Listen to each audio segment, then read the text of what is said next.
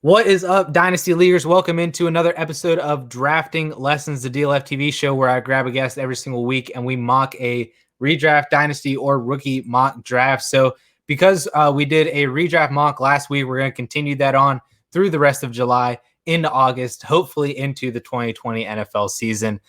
So today with me drafting it again through Sleeper, I brought on one of Pro Football Focus's newest employees, newest full-time analysts over there. You guys should definitely be checking him out if you're not already. I mean, he works for PFF. Come on, guys. What are you doing if you're not checking him out? But Andrew Erickson, how's it going, man? Welcome to Drafting Lessons. Addison, what's up, my man? Great intro. Like you said, over at PFF, been there for 6 weeks. Absolutely loving it. Premiums, content, all the good stuff, all the PFF metrics, all the yards per route run that you can get. It's over at PFF. Awesome stuff. Andrew, I mean, I feel like I've been following you on Twitter, basically the entire time I've been in the industry. We met in Canton last year, which was super awesome. And then, just like you said, like a month and a half ago, I see that you're with Pro Football Focus now. And I'm like, man, this guy's like coming up. Like this is awesome. I'm so glad that you're with PFF. And, like I told you off air, that's really the reason why I brought you on here was because you're Pro Football Focus. I wouldn't have cared beforehand, but no, I'm just kidding. That's not. Yeah, no, that's what I'm going on all these podcasts now, and they're like, "Yeah, you're Pro Football Focus, right?" I'm like, "Oh yeah, okay, yeah, you can be on. Sounds good." Yeah, that is awesome, man. Super congrats to you. We can plug all your stuff that you're doing at the end of the show and do all that. But right now, we're just gonna start drafting. We're gonna do a 12-team PPR mock draft. You got the 101. I got the 1.04. The rest of these are all going to be the computer. So we're just going to dive right into it and see where this thing takes us. So like I said, you're on the clock right now.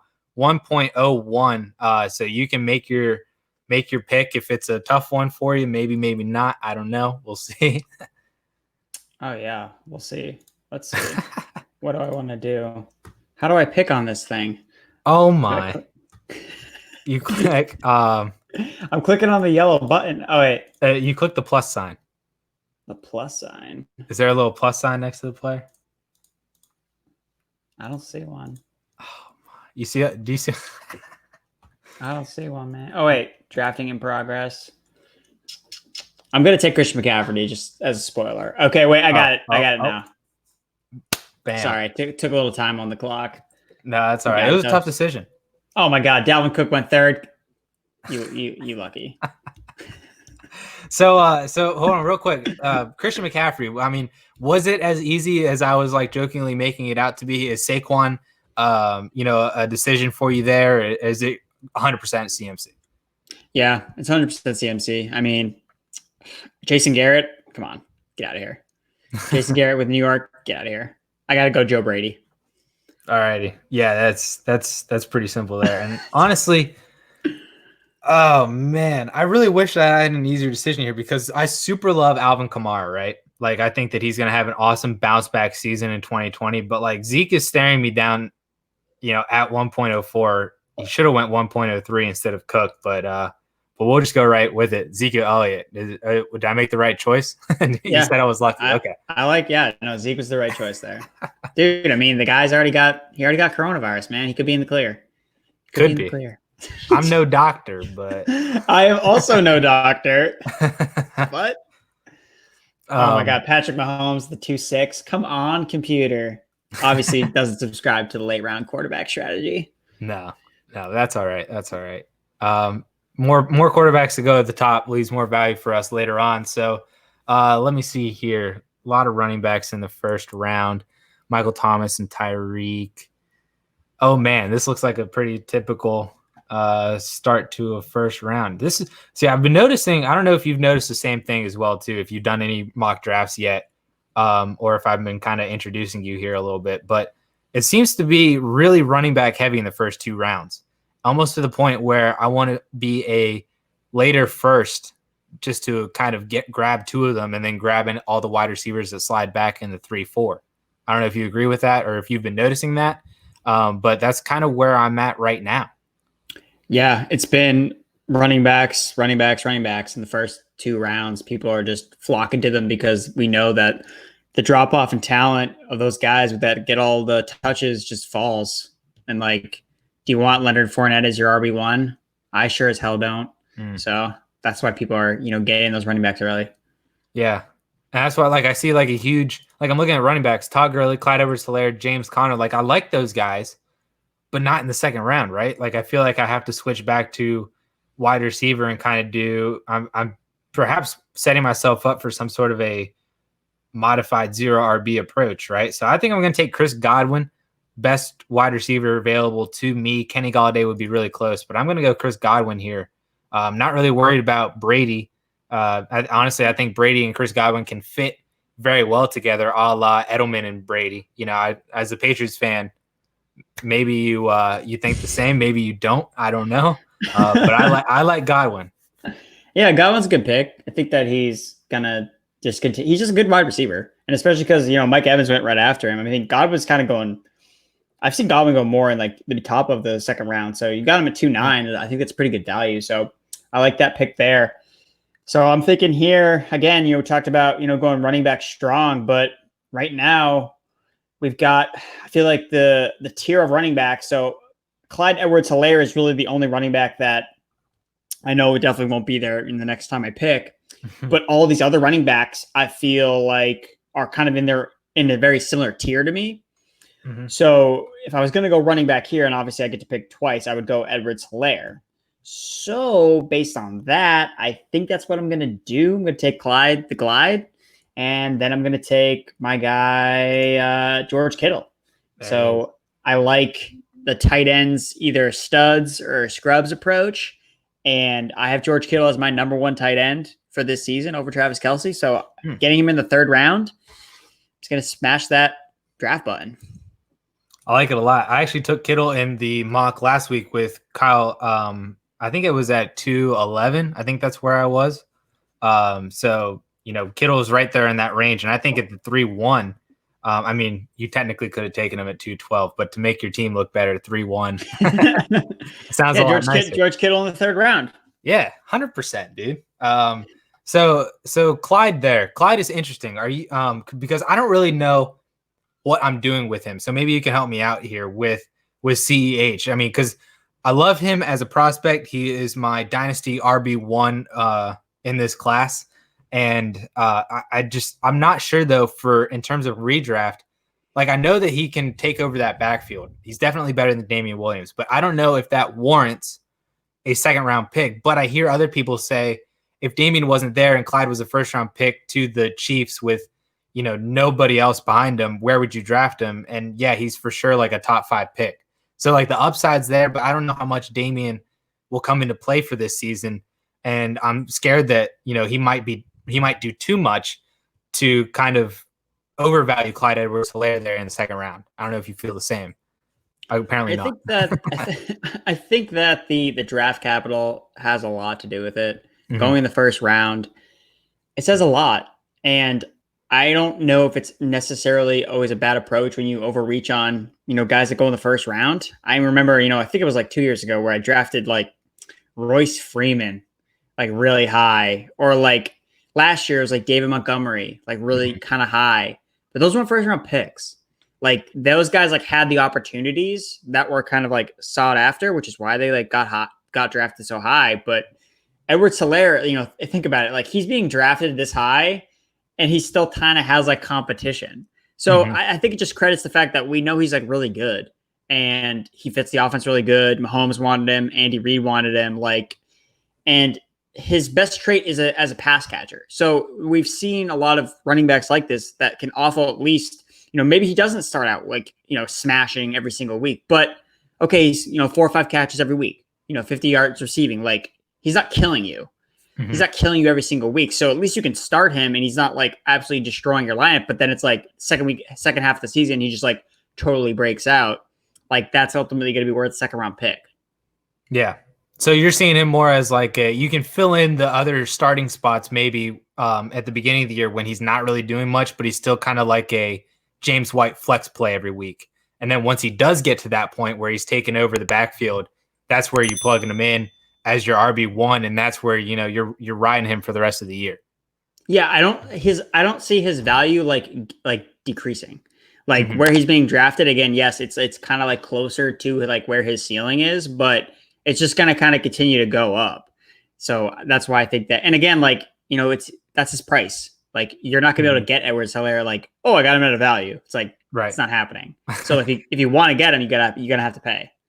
I wonder how many people, if I could have gone back to August of 2019 and told people that Miles Sanders would be trash for 9 weeks of the year, and then from week 10 on would be like the RB3, where people would draft him at.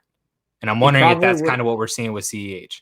Yeah, he probably, I mean, like Sanders last year, I think was like in like the 6th round, something like that. Like he wasn't like nearly as high as Edwards-Helaire is going right now, but that's the thing. Like if you said that to people would probably take him higher. They'd be like, oh, he's going to smash from week 10 on. Like, hell yeah. Like, let's go. Right. And then just figure it out for the first few weeks. Yeah, exactly. You can get filler running backs that get volume early on, for example, like, another rookie running back, let's say Jonathan Taylor doesn't take over the backfield. So you just draft Marlon Mack. You start him until he runs out of gas. And then, hey, now I can play CEH and now he's going to smash. So I think that could work. Yeah. Awesome. Maybe a little foreshadowing of what I'll do when Marlon Mack's on the clock. Awesome. All right. Yeah, I feel a lot better about CEH now that we kind of talked that one out. So, although I've never found myself in a position to draft him, really. Yeah. No, I think that's a big thing too. Like, if somebody wants him, like, you probably won't get him. Like, right. Like I really thought he right there was like probably the last spot that I would actually feel comfortable taking him, because I already have McCaffrey. So he's not my RB1. And I thought that there was like a tier break between like him and then the rest of the running backs who I really felt kind of offered kind of like the same type of ceiling floor combination. Yep. Cool. So kind of in that running back vein, that's what I'm looking at here for my 3rd round pick. And to be honest, I've been finding myself drafting Leonard Fournette a lot in the 3rd round whenever I get that opportunity. So I'm going to do that here. And mainly what my thinking is that I'm not seeing a lot of other running backs that I'm really comfortable with as my RB2, to the point where if I could force the other teams on the turn here to kind of prioritize that running back position, I can then find myself with a nice value at the wide receiver spot here, where there's, a lot of guys that I'd be really good with as my wide receiver too, behind Godwin. So I'm hoping that I can kind of force a running back run here after I take Leonard Fournette and see if I can get some of these wide receivers. Here it comes. It's coming. Oh my God. It worked. Oh, stop. No. Yeah, but then the following wide receiver. Oh my. Well, you got, let's see, what, 6 or 7 running backs got drafted after you? 7 running backs and 8 wide receivers. So is there anything left? So running back, I'm not a huge fan of David Montgomery. Like, I know everybody's like he's an RB2, but like he's like the worst RB2. Like, No, that's legit his, like, that's him. Like he's like toast. She's kind of gets it done. It's like, it's not that great, but it's toast. it's toast. Maybe put a little butter on it every now and then. That's fine. I'm not super high on Singletary, or Hunt or Akers are not really worth 4th round picks. So, like I said, with these 4th round wide receivers, I guess there's a lot of people that I'm really comfortable with here. Tight ends is also really interesting. Like Zach Ertz in the 4th, I think is interesting, as is Darren Waller. But to kind of show my hand for the mock draft sake, I'm going to kind of see what comes back to me in the 5th round if one of those two comes back, because I know you're not taking one. So really, I just got to survive those 2 other teams. But for this pick in the 4th round, oh man, who are you? Are you looking at receiver? I'm guessing. Yeah, it's Ridley, Robert Woods, and I don't know if I want upside with Ridley or floor with Woods. I kind of have Godwin, who gives me a little bit of both. I'll take Robert Woods. I like him a lot more. I think Ridley went run spot after. Perfect. Let's go. So who are you taking? Were you praying that I wasn't going to take one of your guys? Yeah, I wanted you to not take Calvin Ridley, but of course, our guy that took Dalvin Cook took him, so that makes me sad. But now back on the clock, running back. I'm probably gonna lean towards my toast guy, David Montgomery. Mhm. Well, I'm leaning, maybe, I do already get 2 running backs, and we already talked about Montgomery as like a so RB2. So, I mean, I'm right now there's a team that has 4 running backs. Team 6. The teams of 106 drafted 4 running backs. Wow. That's impressive. So I have 2 running backs and a tight end. So I'm definitely going to draft at least 1 wide receiver here. As my wide receiver 1, I do like DJ Chark a lot. Terry McLaurin is there as well. I like him. Oh, I really like Cortland Sutton as well. And he's kind of like down there. So I think that I'm going to go with, at least first, one of my picks is going to be a receiver. I'm going to go with Cortland Sutton. Okay. I love him. I'm a lot higher on him than a lot of, he's like a little bit down when you scroll down on the draft board. He was down a little bit, but I'm really high on him. There's no way, he's going to come back to me at 6'12". So I'll reach a little bit there for Cortland Sutton. I just think that he's going to be a target monster on Denver with Drew Lock. So now it kind of comes between David Montgomery and then some other guys. But now that when I kind of look at it again, like the rest of the running backs that are kind of like ranked lower than him, like I'm kind of comfortable with some of those guys as my RB3. So I'll probably forego going Montgomery, and I'll probably just smash another wide receiver. And, there are a lot of good receivers here. So it's not necessarily like one that I'm, particularly going to draft over another one. So I'm going to just go with a guy that's getting a lot of buzz. I'm going to go with Terry McLaurin, my guy. So it's weird, my rankings don't have McLaurin like really high, but as I've done my own research, there's nothing like that I like don't like against him. And I actually think that Haskins is like severely underrated. I mean, in the last like couple weeks of the season, he was one of the highest graded quarterbacks from PFF, Dwayne Haskins. So people just kind of think he like sucks. And it's like, guys, he was like a 1st round pick. Like, I just don't think the jury's out on him yet. Like, right. I mean, again, like he's probably not going to put up great fantasy numbers because he doesn't have any weapons, but to say that he can't take a step forward, I mean, everybody loves Terry McLaurin, but no one is like, oh, well, it's like, okay, well, if you think Haskins sucks, then how is Terry McLaurin going to be just so great? I mean, so I think Haskins is like not as terrible as everyone else thinks. So for that reason, gotta draft Terry McLaurin. Here we go. So, Zach Ertz. You going after Metcalf? Oh man. Oh, you wanted Ertz, yeah. Yeah, it was Ertz. I was hoping that he would get there.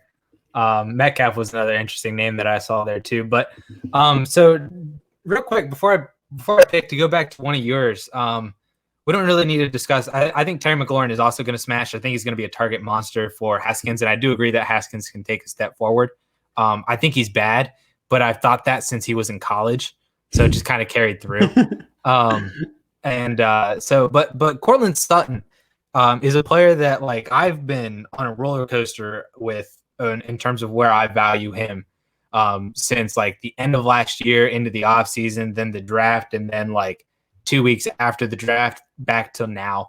It's been like a massive roller coaster, and he's a guy that I just, I like to click his name, but I just have a lot of trouble clicking on his name in favor of other guys around him. Like I personally would have taken DJ Chark over him. I would have taken McLaurin over him. Definitely, Ridley, Woods, and probably DK Metcalf as well too. And where I struggle with clicking on Cortland Sutton to actually draft him is I still have questions about Drew Lock. Not to say, that Cortland Sutton can't be what McLaurin is to Haskins in terms of Lock taking that step forward.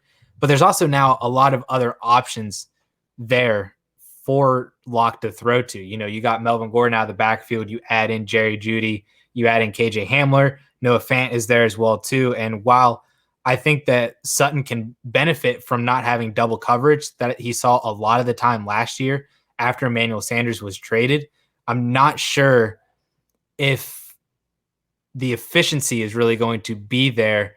And I'm worried if he's going to either be a high target guy with low efficiency, or if he's going to be a low target guy, like a 100 to 110 guy, and he's going to need that efficiency to get into a top 20 wide receiver range.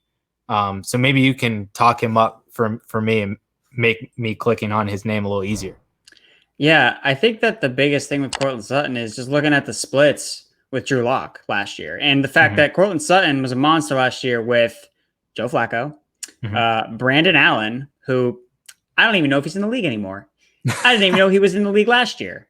Brandon Allen and Drew Lock at the end of the season. And Cortland Sutton saw a massive target share when Drew Lock was in the game.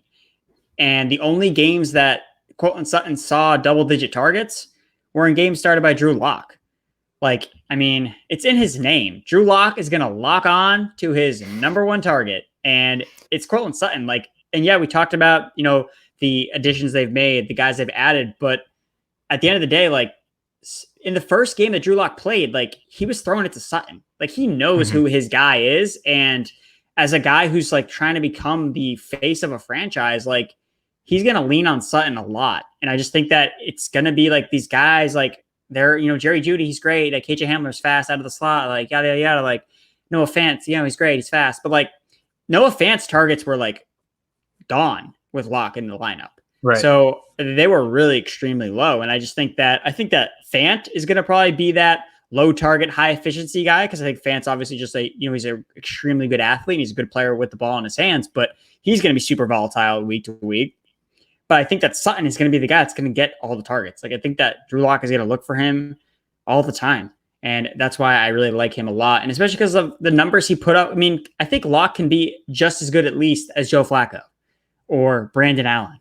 Like, and I think that he could at least improve a little bit from last year. And you know, maybe the extra weapons will, you know, just help the team find themselves in more scoring opportunities. Okay. Yeah, to be honest, this has kind of been my new phrase that somebody favorited a tweet of somebody in some thread from like 2018. And I was just scrolling through it because I was like, what did he favorite? And I saw myself where I said at one point where I said, I'm not saying you're wrong, but I don't know if you're right. And so that's kind of going to be my new phrase for like the rest of 2020. So that's kind of where I'm at with Cortland Sutton right now with everything you just said. Like, I'm not saying you're wrong, but I don't know if you're right.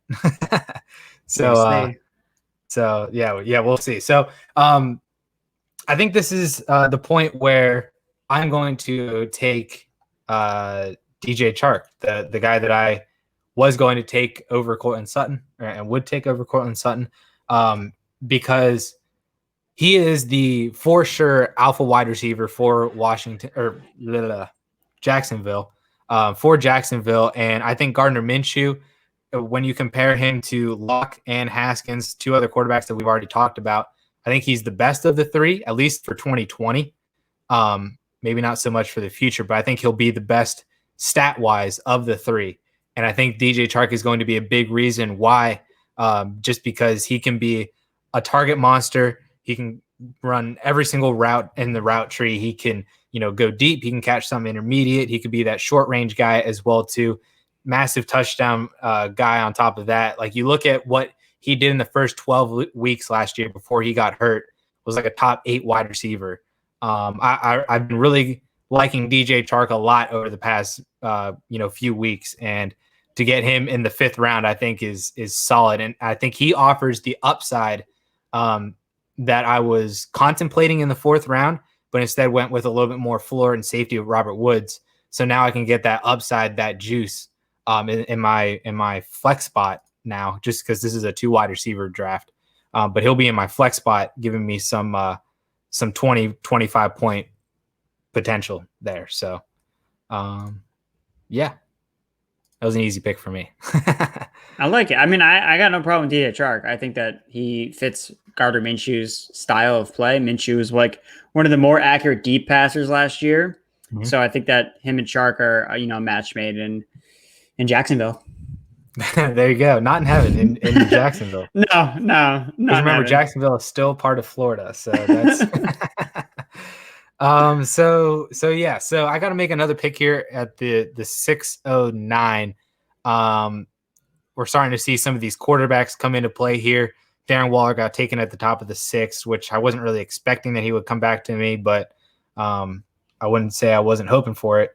But we're going to look back at the running back position here, and man, every time I see all these names, I always think like it's too early for these guys.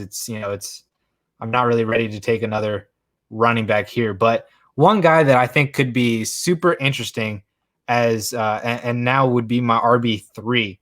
And I feel like I'm going to take him a little early, but I haven't had the opportunity to talk about him, and I would like to at least showcase a little bit of what I think he could do in 2020 and beyond is Darius Geis.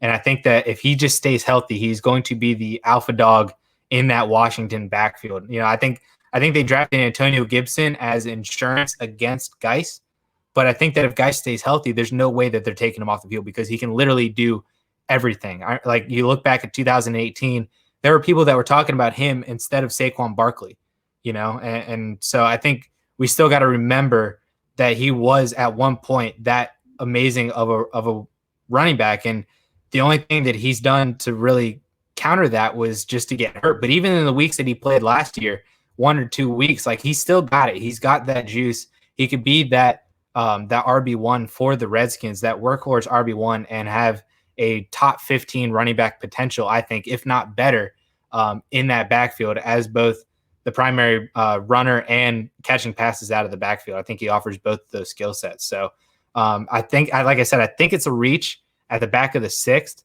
maybe not in terms of wide or running backs. I mean, just where I got him as like the RB probably right now, like the 30 or something like that. So I like it as an upside guy as my RB3, but also because I have 3 wide receivers already, I don't need to flex him every single week. You're just drafting all the guys from LSU, aren't you? I am. Yeah, you got Fournette, you got Chark, you got guys. You gonna take Jarvis Landry? I might. I'm considering it. This is where we're at. All right, so I can't believe someone took Edelman at the 6'11". Right. That's egregious. Shame on you, Team 2. But we are going to shake things up a bit. So I'm going to go with. I already know I'm going back to back, so I'm going with my guy Desean Watson at 6'12", and then I'm going with. Actually, I'm not going to make my pick yet. I'm going to talk about it first. Okay. So Desean Watson, because that way we're going to get distracted by all the picks flying off the board. Then no one will listen to me. So Desean Watson, 6'12", I think it's a good value. I kind of view this tier of quarterbacks. So you got Mahomes, like the Wilson, Murray, Prescott, Watson, kind of like in the tier of these guys could finish quarterback 1 overall. They all have it, and then they've all kind of shown that skill already in the NFL. So I like Watson a lot. I just think he has a lot of upside this year. I think that he is not worse than all these quarterbacks. I think that Watson should be ahead of Dak, should be ahead of Murray, should be ahead of Wilson, in my own opinion. I have him ranked 3rd in my rankings. So to get him after all these guys, I think is a really good value. And, basically the 7th round, essentially. I got him in the 6th round technically, but I think that's a good value for a quarterback like this because I think that Watson's going to run more. He runs more when the Houston Texans are in negative game strips. Their defense sucks, and he has all vertical wide receivers. It's just like 4 verticals on Madden all day. That's all he's going to be doing is just chucking the ball downfield. So I think that he's going to make a lot of big plays. I think that he's going to kind of carry this season as a put the team on my back type of season, and he's just going to be like, I think he could be unreal. So going with Desean Watson at quarterback, I like only taking Watson out of like the kind of upper tier of quarterbacks only when he falls, and it kind of worked out perfectly because he was the last one to go here. If this had been Dak here instead of Watson, I wouldn't be taking a quarterback. So to kind of put in perspective, what do you say to the people? I mean, obviously DeAndre Hopkins is not there. So what do you say to the people who say that he's not going to be as efficient or effective throwing the ball, where Watson has kind of been this new era of quarterbacks where he can pass the ball very well on top of adding the rushing floor and better than some of the other quarterbacks as well too, right? That's what I think a lot of people expect from Kyler Murray now, and Watson lost that passing aspect in terms of the alpha wide receiver. So do you think he can kind of make that up between, in group with all of the other wide receivers that he has now, Cooks and Fuller if he stays healthy, and they sign Randall Cobb as well too. Does he make up that production between all of them? Does he lose that production but make it up for it with, like you said, him running more? Where do you kind of see Watson, and where's that faith coming from where you have him ranked as the QB3? Yeah, I think it goes back to the fact that, again, this is fantasy football, which is different from real football. Sure. And Hopkins, I think, is a much better real life football player than I think he is in fantasy this specific year. And I think just in fantasy in general. So something I did some research on Hopkins specifically, and looking at him, the Texans played him in the slot a lot last year. Mm-hmm. They moved him in the slot more than ever in his career. He played the more slot snaps than ever. And, what do we see? Why did coaches move players into the slot? To get them open, to, create plays, to create easier mismatches. I mean, this is DeAndre Hopkins we're talking about. This isn't some, hey, this is some like Joe Schmo guy. We're trying to get him the slot because he can't get open because he sucks. But we see this from older players. Larry Fitzgerald comes to mind. Hey, he got older. He couldn't win on the outside. Let's move him into the slot. And that's what we saw with Hopkins a little bit. And I just don't know if Hopkins, targeting Hopkins was really helping Watson's, necessarily his fantasy value, because he wasn't targeting downfield. Hopkins isn't necessarily, a yards after the catch, machine like some of these other guys. It's not like he can't do it, but that's not like what he's known for. He's known for being a great possession receiver, great hands, and being a red zone weapon. But the Texans already kind of have all that stuff. They have tight ends that can, make plays in the red zone, but now they have so much more speed. They have speed on the outside. They've I was joking about the 4 verticals thing, but like Brandon Cooks, not really. That's the thing. Like, there's guys that can all stretch the field. Even Randall Cobb last year had a career high in average depth of target and yards per target last year. Randall Cobb was used kind of like downfield for the first time. He just has so much that he can use vertically, and that's what they were going away from with Hopkins. They weren't using him as a vertical threat, which was kind of limiting, what Watson could do from a fantasy standpoint. And that doesn't mean that could Arizona do the same thing? That remains to be seen. But that's, we're talking about the Cardinals now. All I know is every receiver they have is literally running a post, or running a go route, or running a drag where they're going to have yards after the catch opportunities. And then just think about it too, when you're playing Madden, how easy is it to scramble when you run 4 verts? Right. You just kind of you follow the running back as he comes out, whatever button he is, LB, if you're playing on Xbox or whatever, the trigger button. So I think that having a more depth as weapons is better than having, that one single player. I think that having more, depth is a little bit better for fantasy, I think, than just having Hopkins. So that's my spiel on Deshaun. But I'll move on from Deshaun Watson, and I'm going to pick another guy who I think is kind of going undervalued because I think everybody hates him, is Ronald Jones. At running back. And I mean, look, I wasn't a big fan of Ronald Jones when he came out of college. I wasn't on him. He basically sucked his rookie year, but all he did his second year was improve. He had over 1,000 yards from scrimmage. He, isn't a great, pass catcher, but he still averaged a lot of, he was in the top tier of running backs in terms of receiving yards after the catch. So I just think that him going in the 7th round on a team that projects to be one of the highest scoring offenses in the NFL, he could just easily just be the goal line back. Why not? I mean, he should, if anything, he's at least the projected starting running back on early downs. People are talking about Ronald Jones on, he's not going to catch passes. Brady only throws to, pass catching backs. And it's guys, Brady just throws to whoever's good on his team. And that's been James White. James White's just been a good wide receiver. I don't care if Ronald Jones doesn't catch passes. I'm taking him in the 7th freaking round. I'm looking at him as more as hey, this guy can score double-digit touchdowns. That's where I'm seeing Jones. So when people are complaining about, oh, well, Jones can't pass block, Jones can't catch passes, Keyshawn Vaughn is this, pass catching savant. It's no, it's probably going to be Dare Agumbawale, that works in on passing down. So it doesn't matter to me in that aspect. So I'm not trying to debate that he's, going to be a dominant pass catcher. I just think that he's going to be the guy that gets the ball at the goal line. And if this offense is good, all their players projected, where they're being drafted clearly states, I can get Ronald Jones as basically arguably the last starter for the Buccaneers, on the 7th round. So that's kind of like how I view Ronald Jones. And he's also bulked up to 225. So obviously I have to take him. I think a lot of people are overstating Keyshawn Vaughn's, being on his everything. Yeah. Like everything about him is like, because okay. A lot of people want to make out about how bad Ronald Jones was in pass pro, right?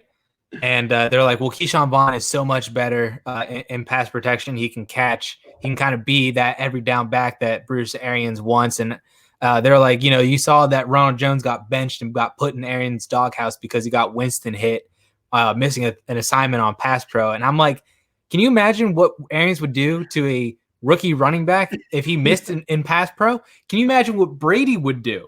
Not just Arians, but Brady as well too. Like and like the same warning signs are there for Ronald Jones. Like if he misses a pass pro on Brady and gets Brady lit, like both Brady and Arians are going to put him in the doghouse. But like the same can apply for Keyshawn Vaughn. And so I think like what you said, like Ronald Jones is going to be the starter. He's going to be the 2-down back to start with.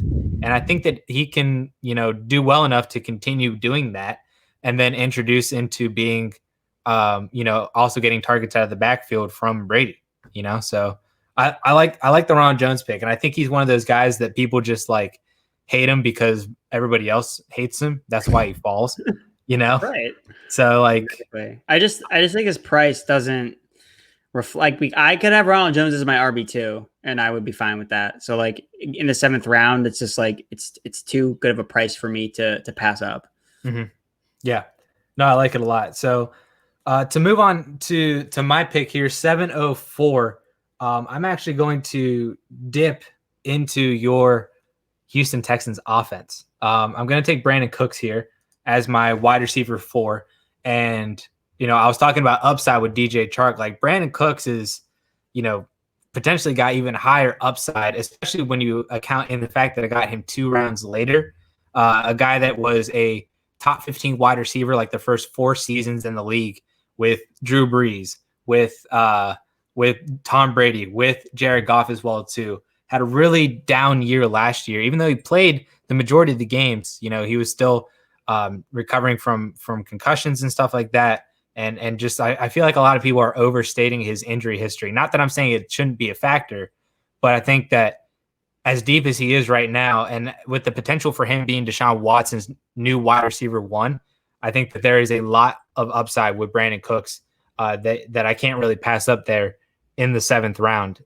So I really like him as my wide receiver 4, and just mainly because I don't really want to dip into the other wide receivers once I get into the later rounds as well too. I don't want to have to rely on some of these guys potentially breaking out when the best case scenario for Brandon Cooks is he's for sure a top 15, top 18 wide receiver on the Texans as well too. And he still got it as long as he just doesn't get concussed.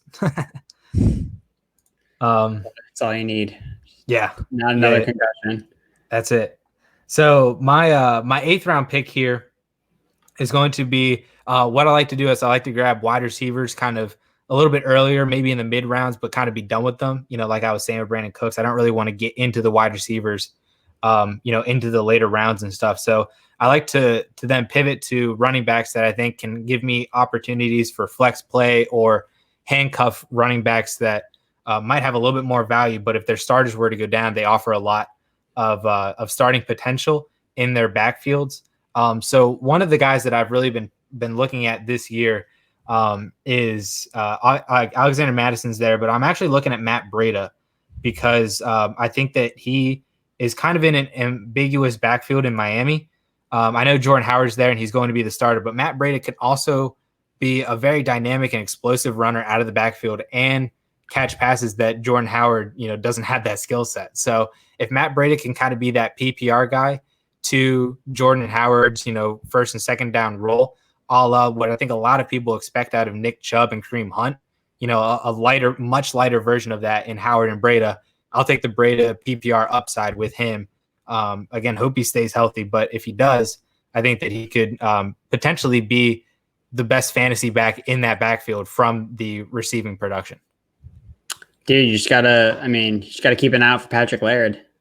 That dude smashed in the receiving game last year for the Dolphins. What, like 6 catches for 1 yard or something like that? He had the second most receiving yards of rookie running backs last year. That's behind Sanders. It's crazy. Yeah. But no, I think I like Breida a lot more than Howard. I can say that. I don't find myself drafting too many Miami Dolphins running backs just because I'm just the offense itself is just not super appealable to me. I guess like that's why I honestly don't get Howard at all. Like I can't like they're talking about, oh, he's like the goal line back. Like, dude, like that offensive line is so bad. Like how many goal line opportunities are they gonna get? Like, and he doesn't catch passes at all. So like once Miami falls behind, which is probably gonna happen a lot, like Jordan Howard's a 0. So I totally get Breida there, but like I don't understand why I don't know why Jordan Howard's getting drafted like at all. Did he get drafted? Yeah, he got drafted by Team 11. Yep. So yep. That was a stupid pick by Team 11. But then again, someone drafted Deebo Samuel, so whatever. So yeah, I drafted my pick, and I was super psyched. I was like watching the whole time to make sure he didn't get drafted. Is Will Fuller.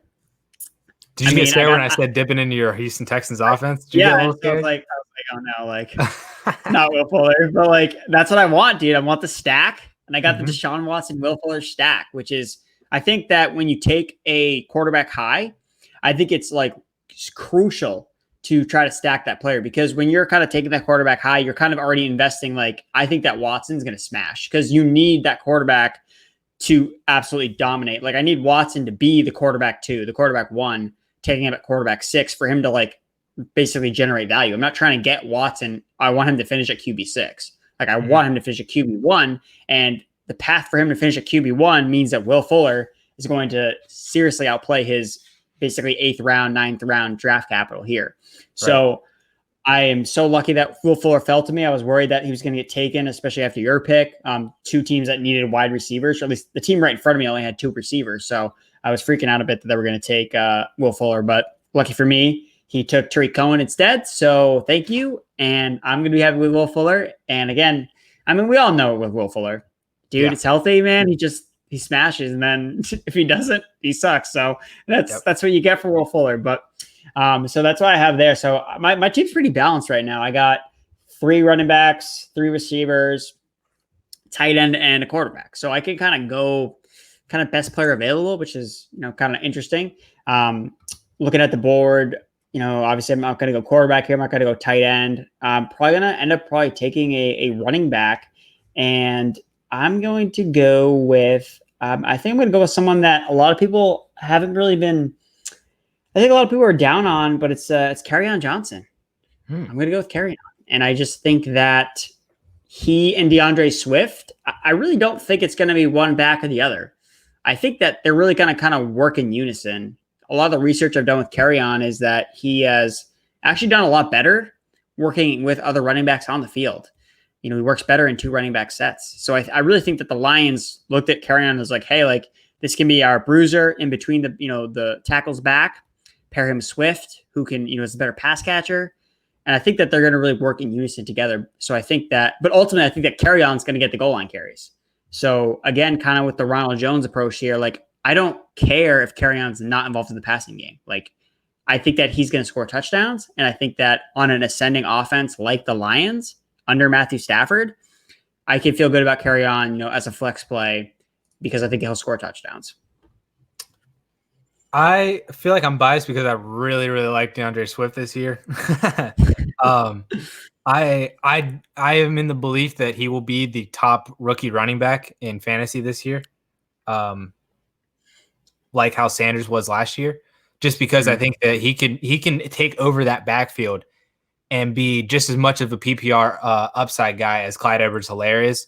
Where like Jonathan Taylor doesn't really project to have that in Indianapolis's offense. So I think it's really more so who's going to get more of the receiving work on top of who is going to get earlier 2-down work between Clyde and DeAndre Swift. And I think it's going to be Swift. Though, like if it's Clyde, then I'm fine with that as well too, because I have just as many shares as him, in dynasty drafts and stuff. But I'm not sold on Kerryon. I'll be honest with you. Like the injuries are there. I think that's why they brought in DeAndre Swift, was because they were just kind of tired of Kerryon's injury history. And I think that with Bevel being there, that he wants a workhorse as well too. Like last year, Carry-On was the primary rusher through the first 6 or 7 weeks before he got hurt. Then they kind of had like a couple weeks where they didn't really know who was going to be their guy. And then Bo became that workhorse guy in terms of touches for like 4 weeks there in the season. Then Carry-On came back and kind of did this weird like 50-50 with him and Bo Scarborough. So I think that they want a workhorse, and I think that's what they prioritized with drafting DeAndre Swift there. Only 3 picks behind Clyde, and actually ahead of Jonathan Taylor as well too. So I'm curious to see how that dynamic is going to play out, because I think a lot of people think it's going to be more 50-50, and I'm not so certain that it will be. But if it isn't, or if it is more 50-50, Carry-On's a smash in the 9th round, So I'm about it. Well, I'm not about it, but I am about it. Yeah. So to look at my 9th round pick here, like a lot of quarterbacks are really interesting to me. I think I made the Josh Allen pick in the 9th round last week with Kyle. I'm not going to go that route. I want to see how these quarterbacks play out as we get into the double-digit rounds here. Tight ends, nothing really interested me. What? I did think Josh Allen's a good value here. I do too. Yeah. So, I mean, I don't want to make you take him again if you already took him in the 9th round, but I think that, I mean, I have Josh Allen ranked over Breeze, Ryan, Brady. I mean, I don't think it's even close between those guys, because Allen's none of those guys can run. Like, I don't get it. What are you doing, computer? Like, I think Breeze's upside with passing though is just like there's so many touchdowns to be had. Yeah, in his 6.8 ADOT, whatever it is. Listen, man, he doesn't throw the ball down the field. That's all right. If he gets 6 yards every play to Michael Thomas, they're eventually going to get down in the red zone where he's going to throw a touchdown. That's fine. You mean Taysom Hill's going to run it in? Okay. Yeah, this is where we're going to end the show. This is on there, Andrew. That's yeah. Okay. I'm taking Taysom Hill with my last pick. I hope you better now. You've built it up. So here in the 9th round, again, still looking at the running back position, and man, I thought it was going to look a lot nicer than what it was going to be. But I'm actually going to take Philip Lindsay here, because kind of in that same vein as what you did with Carry-On, I think Lindsay can be that with Melvin Gordon as well too, and the opposite way. Whereas Lindsay's, kind of more of the pass catcher, even though Melvin Gordon has that skill set. But we've also haven't really seen Melvin Gordon be as good as he was in kind of his outlier overproduction year, like 2 years ago. I think he's more suited for a kind of 70-30, maybe 65-35 split. And he hasn't been, extremely non-injury proof as well too. Or he hasn't been extremely injury proof as well. So I think Lindsay can offer a lot of stuff as a high value handcuff, in terms of higher value than the guys like Chase Edmonds, who I think is strictly a handcuff. Zach Moss, I think, offers touchdown upside, but I'm not sure what the rest of his role is. Like Frank Gore, if he's not scoring, what is he really doing for you? Lat Murray, who's also strictly a handcuff. Still not sure on Gibson yet. Those are the other running backs that kind of went in between my Lindsay pick here. And I'm actually really glad that another player fell back to me in terms of a strict handcuff. That's Tony Pollard, who, if anything happens to Zeke, Pollard is like a top 10 running back every single week that he's by himself.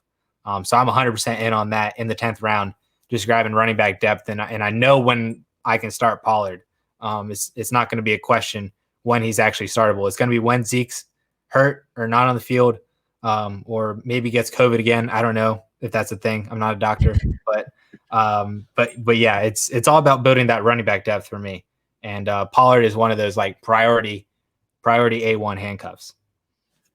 Yeah, I think that Pollard would, he'd be a first round pick if anything happened to Zeke. It's weird how it works that way, but that's exactly how it works. So with my 10th round pick, I went with Christian Kirk. I think that he's really undervalued at the receiver position. I mean, I think that he's better than, look at all like the rookies that went in front of him. Ruggs and Jerry Jeudy. I mean, I think Crowder is a good pick there in the 10th round. Marvin Jones, like everyone is, I mean, I don't know where you stand on this, Addison. Everyone, it seems like, is obsessed with Marvin Jones, but like people are like, dude, he scored 4 touchdowns in one game last year. 4. And people are like pacing his fantasy points with Golladay, like, oh man, these guys are like neck and neck. It's like, dude, like, because he scored like 50 points in one game. Like, dude, if you were to take that one game into a 16 game sample, I mean, his pace is off the charts. Like, I looked at his splits, like with seasons where he had like 9 touchdowns. He's done it 3 times. And guess what? Every single season the next year, it got cut in half. Like, he's not going to have the same amount of touchdowns like he's had in the past. He's also gotten hurt the last 2 years. Right. And everyone is just like, oh, got to get Marvin Jones late. Got to get Marvin Jones late. Like, I'm good. Like, take him. It's like, whatever. Yeah. I'm not on it. And I don't even know why. I just saw Marvin Jones. So, it's not like I've always been at, like, I like Marvin Jones. It's just like, I see everything on Twitter about him and being like this great value guy, like late. And I'm just like, look at the numbers. Like, he scored 4 touchdowns in one game, and then he like wasn't really good for the rest of the season. So that's my Marvin Jones rant. But yeah, I went with Christian Kirk. I think that we don't know, how Hopkins is going to fit in the offense. And if Kyler Murray does take a step, like, I mean, Christian Kirk's the number 2 receiver there. So he should be and unlike all the other Cardinals players, he's not expensive at all. Like, Hopkins is like a first, second round pick. Drake is a first or second round pick. Murray is a top quarterback pick. Christian Kirk's in the 11th round. Like, I'm all about that, going with Christian Kirk. And Kirk is a good player. Like, he's got that, that good breakout age that we all like absolutely love in Dynasty. And he's just kind of been like dealt like a iffy hand. He was also dealing with an ankle injury last year. So I like Christian Kirk there at his value. And again, my team is super balanced. So I can just kind of go running back, receiver, or kind of whoever I think is the best player available. So let's see, looking at the board here, we got some Darrell Henderson action, some Boston Scott. Oh man, this is where it gets ugly. Oh man, so I got 4 running backs. I don't want to take any more receivers. Justin. Oh, okay. Wait, no, I got this guy. Okay, I thought it was Jefferson. All right, yeah, I'll go with Justin. They were next to each other. It's Justin Jefferson and Justin Jackson. They were next to each other. So I'm going to go Justin Jackson. Justin Jackson. I think that, we saw last year, obviously, the Chargers work in tandem with running backs with Gordon and Eckler. Right. So, there's a chance that Justin Jackson could potentially be filling a Melvin Gordon role. I'm not here to die on that hill. I think that, Eckler's going to work in a split committee. I think that Eckler's a really good player. But again, Jackson's a guy that, hey, if anything happens to Eckler, okay, he could, be in a really good role there. Then again, they did draft Joshua Kelly. So right. Jackson's not someone that I'm like, oh, I need to get him on every roster. But I think that in his range of outcomes, he does have a pretty positive outlook for the next season. So, so it is Jackson for you instead of Kelly, at least to start. Yeah, I think for most drafts, like, I'll grab Jackson if he's there, but if I don't get Jackson, then I'll grab Kelly. So I try to get at least one of them. I mean, they're both 11th round, 14th round. Like, at this point, I'm not so certain that I'm going to just draft Kelly over Jackson, just out oh yeah, I just know it's going to be Jackson. I don't know that.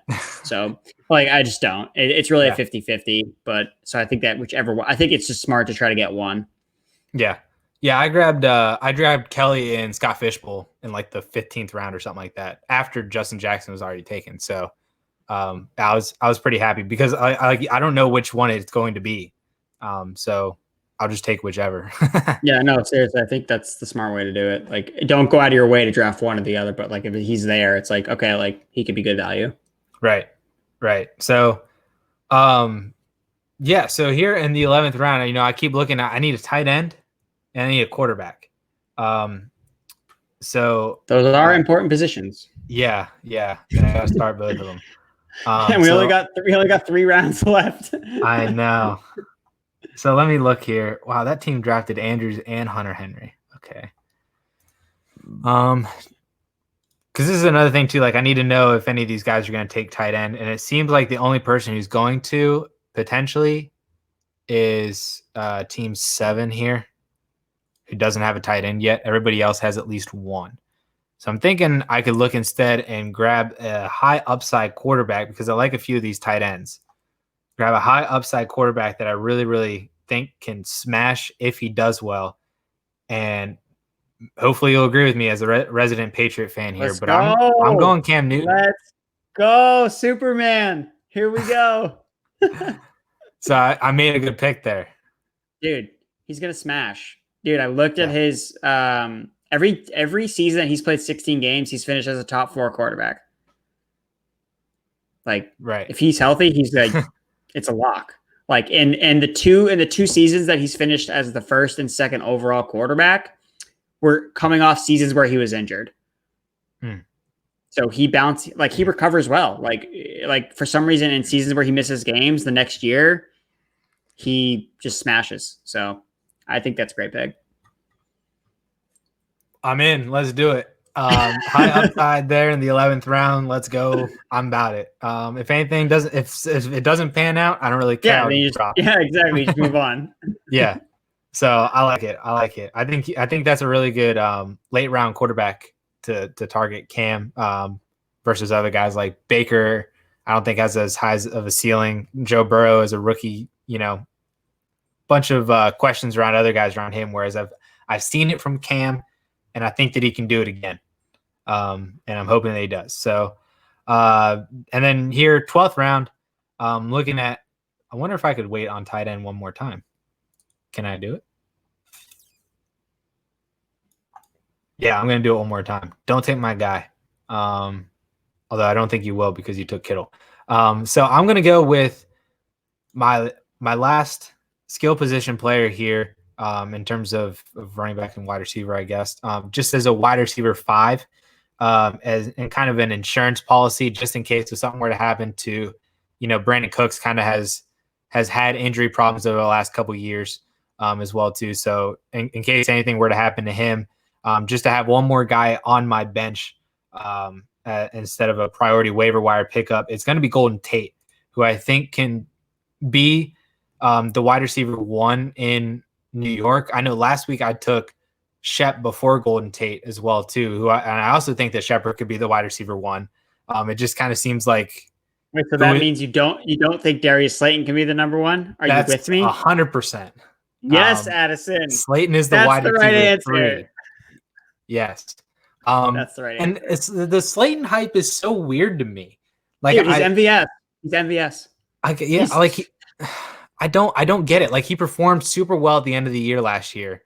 And like scored like a touchdown every single week, but he did that when Shepard and Tate and Ingram weren't there. And Saquon was still like not Saquon, Like, it's like he was the only guy in town. And now we're drafting him to be the wide receiver 1 on that team with Shepard back, with Golden Tate, and solidified in that offense now.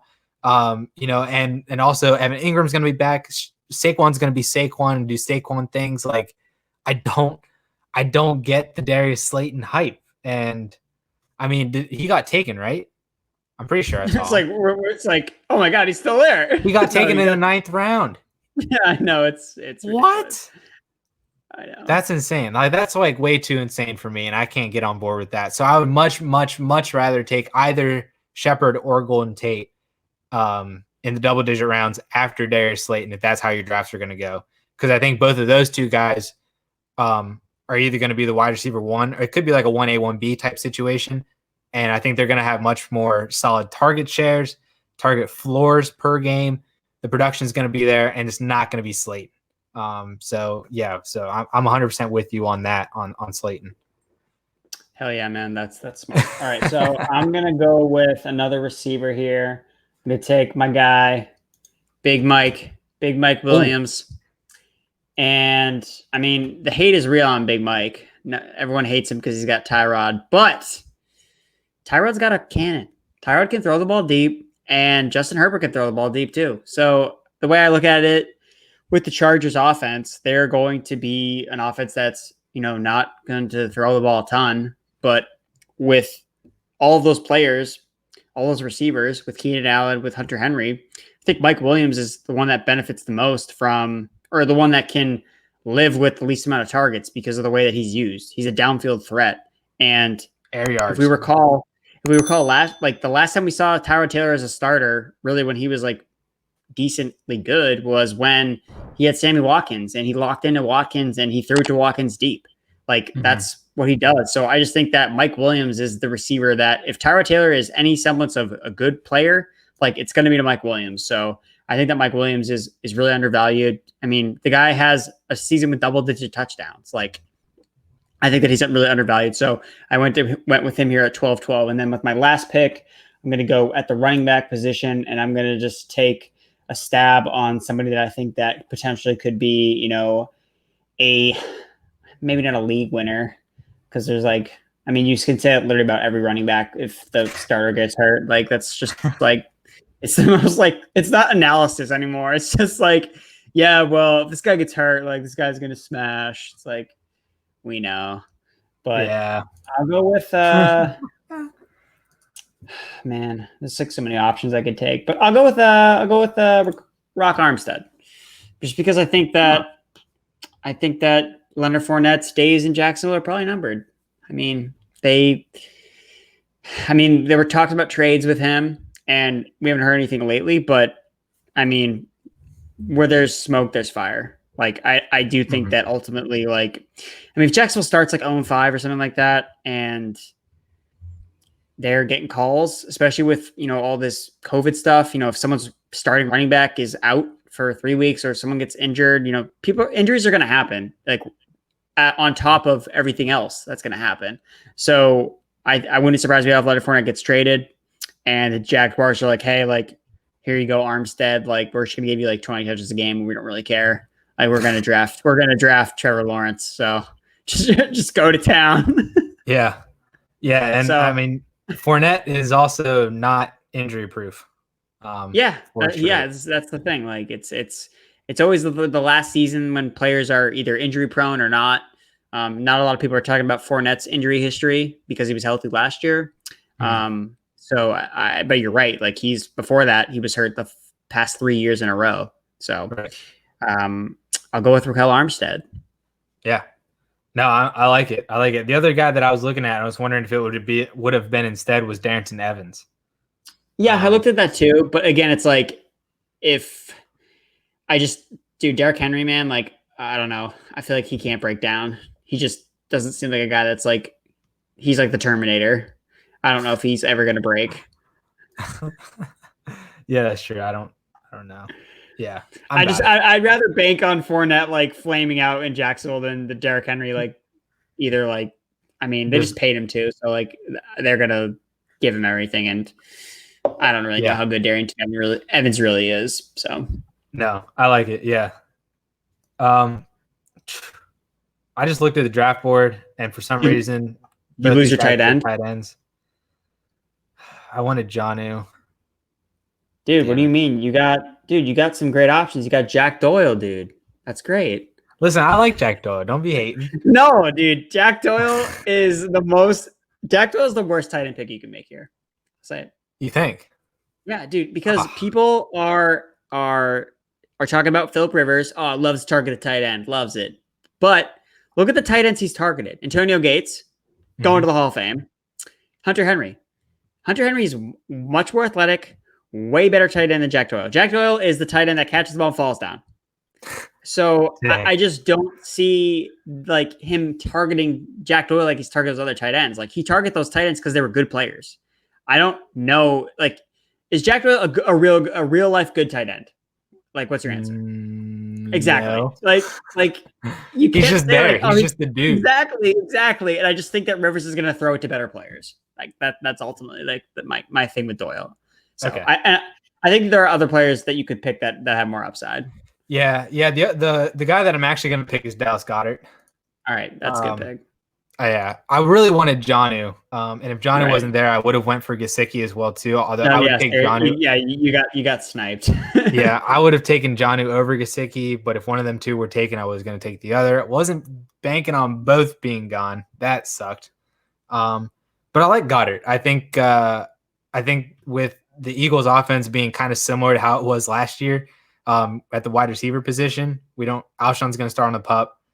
I don't know what G-Jack's situation is right now. I'm assuming he probably won't be cut, but it's kind of up in the air. There's no video. Like guys don't get cut. Guys don't get. I think that's the thing with like these like penalties on players. Like unless there's a video, like nothing's gonna happen. I mean, like that was the exact same that happened with Tyreek Hill. Yeah, there was no video, so like no one cares, and it's sad that it works that way. But unfortunately, that's the reality that we're in. Yeah. Yep. But even still, Goddard, I think he'll get a decent enough targets every single week. And, I can kind of do whatever with the tight end position and stream it and all that stuff. And I mean, should anything happen to Zach Ertz, Goddard's like top 5. Yeah. 100%. So, and your guy can take a punch. That's true. That is true. So, an NFL tackle is not going to, he's already ready, man. But yeah, so we're gonna just to run down the our rosters real quick. So my roster out of the 104, I went with Cam as my quarterback. I got Zeke and Leonard Fournette at running back, Godwin and Robert Woods at wide receiver, Dallas Goedert at tight end, DJ Chark at flex, and then my bench is Geis, Cooks, Breda, Lindsey, Pollard, and Golden Tate. Do you have your team on you? Do you want to run down? Yeah. So I got Desean Watson at quarterback, McCaffrey, Clyde Edwards-Helaire running backs, Cortland Sutton, Terry McLaurin at receiver, George Kittle tight end. I got Rojo in the flex, and then my bench we got Will Fuller filling the Desean Watson, Will Fuller stack, Kerryon Johnson, Christian Kirk, Justin Jackson, Mike Williams, and Raquel Armstead, who will be the RB1 in Jacksonville when Leonard Fournette gets traded. I like it. Do you looking back on the draft board, anything in hindsight that you maybe might have wished that you went one way or another, or overall? I mean, it's pretty solid. Yeah, no, I like my team. I think that my builds are always like one or two ways, and it's weird because it really depends on if I take George Kittle in the second round or not. That really kind of like moves my draft in a couple different ways because that's really all I'm looking at. I'm looking at running back first round, George Kittle or running back. So if George Kittle's there in the second round, I usually take him. And then that kind of like dictates the rest of my draft. But I was able to get a running back I like later in Ronald Jones. I guess maybe the only pick I was actually considering, like right after I took it, I was like, maybe I should take someone else. So Kerryon Johnson. I was looking at Zach Moss hard there. So I think, I could have potentially taken Moss instead of Kerryon. I didn't. But I got lucky with a lot of receivers that kind of fell into my lap. Like Will Fuller fell to me that I really liked. Christian Kirk fell to me when I really liked him. Like I didn't have I was looking at those guys like kind of like around before. So I was kind of like fortunate that they both kind of fell into my lap. And then like my last 3 picks, it's kind of like you kind of just pick whoever you like. So I like those 3 players. But yeah, I would say Zach Moss is someone that I think that I can't like rank him higher for some reason, but like in my rankings, I just can't like move him up anymore. But I think that he offers like a lot of upside because I just like can't see myself drafting Devin Singletary anywhere. Like the fact of the matter is like Devin Singletary is not going to be at the goal line. He's not going to catch that many passes because Josh Allen runs. Like I'm like so hard envisioning like where the path of Devin Singletary being like a solid fantasy running back is. And with that in mind, it's like, I'm just going to take Zach Moss, like, a couple rounds later and then just kind of see how that plays out. So it's almost like someone like proposed the question. It's like, would you rather have like a Devin Singletary with Zach Moss or just Zach Moss if Devin Singletary got hurt? Like who would be better? And it's like Zach Moss would be better. Like it's just, so so Zach Moss is someone that I'm trying to get in a lot of places because I think he's good value. I like it. Yeah, I mean, I don't hate it. I really like how your team went out. So I'm curious just on how early that you would actually take George Kittle in the second, because you said that you were basically looking at running back, or running back tight end. So how early is Kittle for you in the second? So I would probably say, and I just totally overlooked the fact that I got him in the third round here, so I apologize. But So that's why it kind of worked out perfectly because I actually got to take 2 running backs and then George Kittle. I think it depends on what running backs are there. So if guys like looking at the board here, so if, I would probably say, if like Chubb fell to me, I would have taken him instead of George Kittle, or even like Aaron Jones, Eckler, Chubb, maybe Gurley. I don't know if I would take Gurley in the second round still. So I'd probably say in the middle round, second round would probably George Kittle, not the top of the second. Like if I'm taking on the turn, I wouldn't take George Kittle. I'd probably just go with either like one of the better wide receivers or just go running back. But okay. Yeah. If something were to happen to something weird where a bunch of running backs went and maybe you're in the middle of the second and you're looking at Julio and Hopkins as well in terms of the wide receiver pool, are you still going Kittle over those two? I would probably still go. I'd probably go Julio. Okay. I'd probably go Julio, but not Hopkins. Would it be Julio, Kittle, Hopkins? Is that how I'm hearing it? Correct. Julio, Kittle, Hopkins. Yes. Yeah. All right. Yeah. Just testing out how early Kittle is for you. Yeah. I just think that he is a really good player to build around. Because you can, again, I talk about stacking, but you can get Garoppolo super, super late. And that gives you an edge because chances are the person that drafts Kelsey won't get Mahomes. So you can get an advantage with your tight end by getting Garoppolo, who has a really good schedule to start the season. So I love getting Kittle and then drafting Garoppolo with him. I think that Garoppolo is like a wicked good, late round quarterback. Yeah. No, that's a good strategy for sure, especially with Debo out for the first few weeks. Like you said, they have a really good schedule and potentially maybe no Debo. Kittle's going to be a target monster. Right. And so if you can compare and stack the two, that'd be fantastic. So, right. Because there's no outcome where Kittle is a good tight end and Jimmy Garoppolo sucks. Like that's just not a thing. Like they have to be good together. And I think that's what's important when you take the single positions. I talked about it with Watson. When you're investing high into these single positions, like you need to draft them based on their like highest range of outcome. Mm-hmm. So you need to like stack the odds in your favor that like when I take Lamar Jackson number 1, like that means I'm all in on him. So I'm taking Mark Andrews. I'm taking Marquise Brown. Like, because if he does finish as the number 1 quarterback, you're going to want his weapons. Right. And by you taking him there, that's what you think. So you should, build off of that. Right.